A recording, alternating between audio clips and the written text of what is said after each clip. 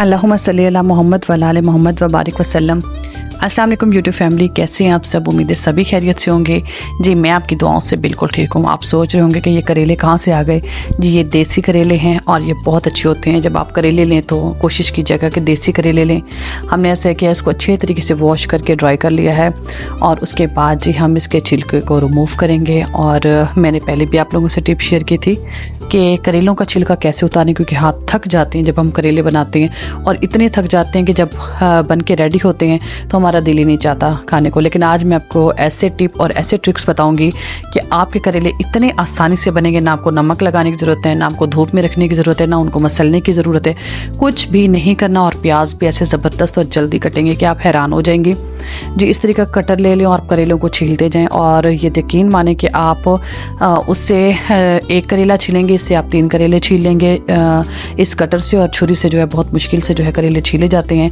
कभी तो वो बहुत ज़्यादा उनका ये उतर जाता है छिलका और कभी बहुत ज़्यादा कम। वैसे इतना ज़्यादा नहीं उतारना चाहिए, कम कम छिलका उतारना चाहिए। ये भी बहुत अच्छा और हेल्दी होता है। उसके बाद जी मैंने इसके सेंटर में कट लगाया। आपने एक हमेशा ख्याल रखना है कि जब भी आप इसको कट लगाएं और देखें कि अगर बीज सख्त हैं तो आपने उनको निकाल देना है। अगर बीज नरम है तो आपने उनको बिल्कुल भी नहीं निकालना, क्योंकि वो बहुत अच्छे होते हैं और खाने में बहुत मज़े के लगते हैं। और आप ये बिल्कुल भी फिक्र ना करें कि ये कड़वे लगेंगे, ऐसा कुछ नहीं है। आप एक बार मेरे कहने पे जिस तरीके से मैं बना रही हूँ अगर आप बनाएंगे तो आपकी लाइफ बहुत ईजी हो जाएगी और आपका बार बार करेले बनाने को दिल चाहेगा। अक्सर लोग जो है ना करेले नहीं बनाते, कहते हैं बहुत मुश्किल से बनते हैं। साइज़ आपने ये रखना है, बिल्कुल बारीक करेले नहीं काटने, इतने साइज़ में काटने हैं। आगे बताऊँगी कि इसका तरीकाकार क्या है, मैंने ऐसा क्यों कहा है, क्योंकि अक्सर लोग बिल्कुल छोटे छोटे से करेले काटते हैं। लेकिन आप मेरे कहने पे इस तरीके से काटें और आगे चल के बताऊंगी कि मैंने ऐसा क्यों कहा आपको। ठीक है, ये देखिए सारे मैंने करेले छील लिए हैं और आप चेक करेंगे जिसके नरम बीज थे वो मैंने जो है बिल्कुल नहीं निकाला और उसको उसके अंदर रहने दिया। इससे उनका जो टेस्ट है ज़्यादा अच्छा हो जाता है और बहुत ही मज़े के लगते हैं। और आपने बिल्कुल ऐसे ही करना है, इनको अच्छे तरीके से छील लेना है। ना ही ज़्यादा छिलका उतारते हैं ना ही कम उतारते हैं, बस नॉर्मल छिलका आपने उतारना है। और साइज़ वही जो मैंने आपको बताया है, आपने इतना ही साइज़ रखना है। इसकी वजह ये होती है कि जब हम फ्राई करते हैं और बहुत ज़्यादा बारीक साइज़ होता है तो उससे ये होता है कि वो करेले जल जाते हैं या बहुत ज़्यादा जो है इतने हार्ड हो जाते हैं कि खाए नहीं जाते। जब आप इतने करेले इस साइज़ में काटेंगे तो बहुत ज़्यादा जो है वो इस तरह नहीं होंगे, मज़े से खाए जाएंगे और बहुत ही अच्छे लगेंगे। और हाँ, आपने एक और टिप भी है, मैं वो भी आपके साथ शेयर करूंगी। अक्सर लोग करेले बनाते हैं तो उनके करेले जो है इतने टेस्टी नहीं बनते। और आपने अब इनको ना नमक लगाना है, ना लस्सी लगानी है, ना आटा लगाना है और ना ही इनको धूप में रखना है। बस आपने ऐसा करना है कि जैसे आपने करेलों को काटना है ना, फ़ौरन ही आपने करेलों को फ्राई कर लेना है। ठीक है, आपने इनको रखना नहीं है बिल्कुल भी, बस फ़ौरन छीले, फ़ौरन काटे और फ़ौरन ही इनको फ्राई कर लिया। बस इस बात का आपने ख्याल रखना है। फिर देखना है कि आपके इतने मज़ेदार करेले बनेंगे, बिल्कुल भी कड़वे नहीं होंगे और बहुत मज़े के होंगे। ना नमक लगाना है, कुछ भी नहीं लगाना, जस्ट काटना है और इनको फ़ौरन ही फ्राई कर लेना है। ठीक है, ये देखिए इधर हमारे सारे करेले जो हैं कट हो चुके हैं और इसके बाद जी हम चलेंगे इसको फ्राई करने के लिए।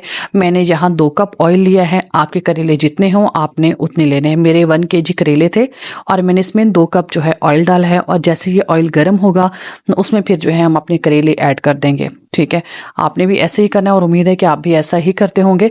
ये देखें जी करेले मैंने इसके अंदर डाल दिए हैं। और हाँ, जो मैंने आपको टिप बताई थी ना कि मैं आपको बाद में बताऊंगी करेले डालते हुए, वो टिप ये है कि आपने करेलों को बहुत ज़्यादा फ्राई नहीं करना। देखें चम्मच के लिए मैंने प्लेट रख ली है, चम्मच नीचे या इधर उधर नहीं रखना चाहिए, उसकी जगह होनी चाहिए। करेले जी वहाँ मेरे फ्राई हो रहे थे और यहाँ जी मैंने ले ली हैं तकरीबन 5 अदद प्याज। ठीक है, आपने भी 5 अदद प्याज लेने हैं। देखें 1 किलो मेरे जो करेले थे, 1 किलो मेरे बीफ था और तकरीबन ये 1 किलो के करीब ही मैंने प्याज लिए। आप चाहें तो ज़्यादा डाल लें, लेकिन मुझे मुनासिब चाहिए था।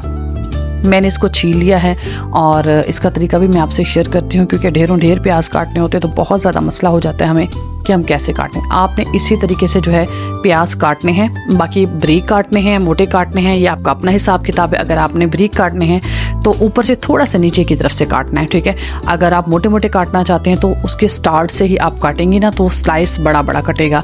इस तरीके से जितने चाहें आप। ये देखें ये कितने बारीक कटे हैं, क्योंकि मैंने ऊपर से नहीं थोड़ा सा नीचे होकर काटा है। और इधर जो है मेरे करेले फ्राई हो रहे थे, ये आप चेक करें हल्के हल्के येलो हो गए। मैं साथ साथ चम्मच भी चला रही हूँ और मैं अपने प्याज भी काट रही थी।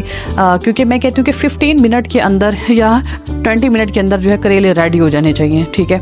तो मेरा तरीकाकार तो भाई यही है, मैं तो ऐसे ही करती होती हूँ और उम्मीद है कि आपको मेरा तरीका अच्छा लगा होगा। बस आपने करेलों को बहुत ज़्यादा नहीं फ्राई होने देना, इतने ना हो कि वो बिल्कुल जो है ऐसे हो जाते हैं कि जैसे बहुत ज़्यादा हार्ड और खाए भी नहीं जाते और उनका कोई टेस्ट ही नहीं आता। भाई करेलों का टेस्ट आना चाहिए, हल्के हल्के से लगें कि वो करेले ही हैं, वो ऐसे ही ना हो जाए कि पता नहीं हम क्या खा रहे हैं। अक्सर लोग इस तरीके से बनाते हैं और मैंने छन्नी की मदद से है इसको आराम आराम से इसका ऑयल नीचे की तरफ छाना है और मैंने जो है ये करेले फिर उनको निकालना शुरू कर दिया है। देखिए इस तरीके से गोल्डन गोल्डन, हल्के गोल्डन से मैंने करेले फ्राई किए हैं, इनको बहुत ज़्यादा मैंने फ्राई नहीं किया।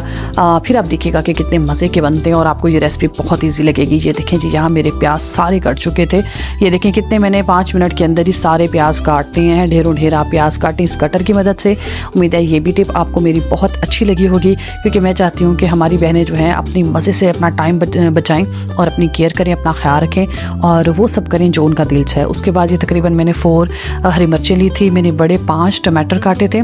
जी हाँ, टमाटर इसमें ज़्यादा जाते हैं उसमें। और मैंने तकरीबन हाफ कट्ठी ली थी लहसुन की और 1 इंच का टुकड़ा था अदरक का, ठीक है। इनको मैंने फिर आपस में जो है कूट लेना है और इनको ऐड करना है। और करेले जी भी हमारे इधर देखें फ्राई हो चुके हैं माशाल्लाह से और मेरी सारी चीज़ें रेडी हो चुकी थी। अब बस मैंने जो है खाना बनाना है। बस आप ऐसा क्या करें कि एक तरफ आप सालन बनाना शुरू कर दिया करें, एक तरफ आप करेले बनाना शुरू कर दिया करें और एक तरफ ही आप अपने प्याज काटना शुरू कर दिया। तो यूँ जो है ना तकरीबन 25 मिनट के अंदर या 20 मिनट के अंदर आपके करेले गोश्त रेडी हो जाते हैं। बीफ देखिए मेरा 1 kg है, इसको मैंने बहुत अच्छे तरीके से वॉश किया है। और ये देखें सारी मेरी 1 किलो जो है मेरे वो करेले ही थे, 1 किलो बीफ था और 1 किलो ही मेरे प्याज थे।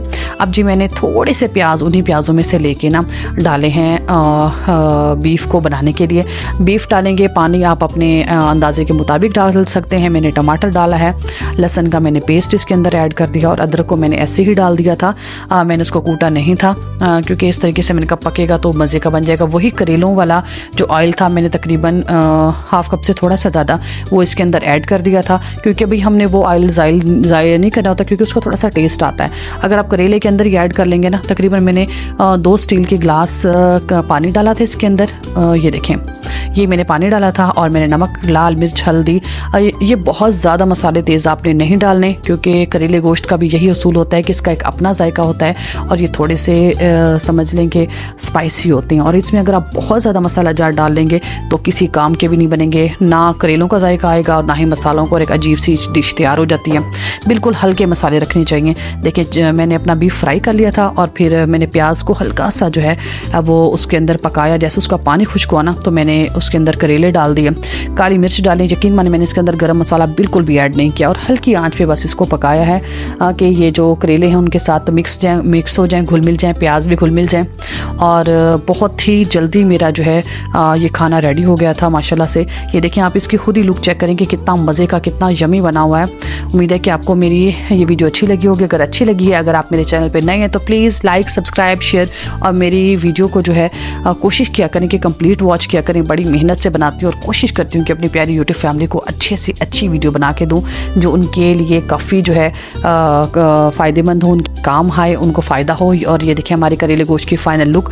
आपने कमेंट करना बिल्कुल नहीं भूलना, आपने मुझे लाजमी बताना है कि आपको मेरी ये रेसिपी कैसी लगी और आपने ट्राई करना है तो मुझे फीडबैक भी लाजमी शेयर करना है, क्योंकि हमें बहुत ज़्यादा खुशी होती है जब मेरी बहुत प्यारी प्यारी बहनें मुझे कमेंट करती हैं। एक आलिया है वो मुझे कमेंट करती हैं माशाल्लाह से, और उसके साथ मैंने लस्सी बना ली थी और माशाल्लाह से मैंने 2 हिस्से पानी लिया था, चिल वाटर लिया था और मैंने 1 हिस्सा दही डाली थी। आप भी अपने इसी अंदाजे के मुताबिक डाल सकते हैं।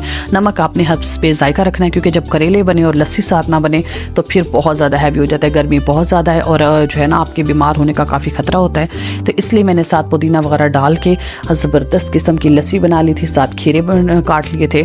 और यकीन माने कि करेले खाने का पता ही नहीं चला। आपने ये भी टिप लाजमी फॉलो करनी है, लाजमी लस्सी दही बच्चों को इस्तेमाल करें, गर्मियाँ बहुत ज़्यादा हैं, ताकि आपको जो है कोई प्रॉब्लम ना हो। चलें जी व्लॉग का एंड करते हैं। अपना बहुत सारा ख्याल रखिएगा, अपना फीडबैक ज़रूर शेयर कीजिएगा और आपने मेरी इस रेसिपी को ज़रूर फॉलो करना है। अल्लाह हाफिज़।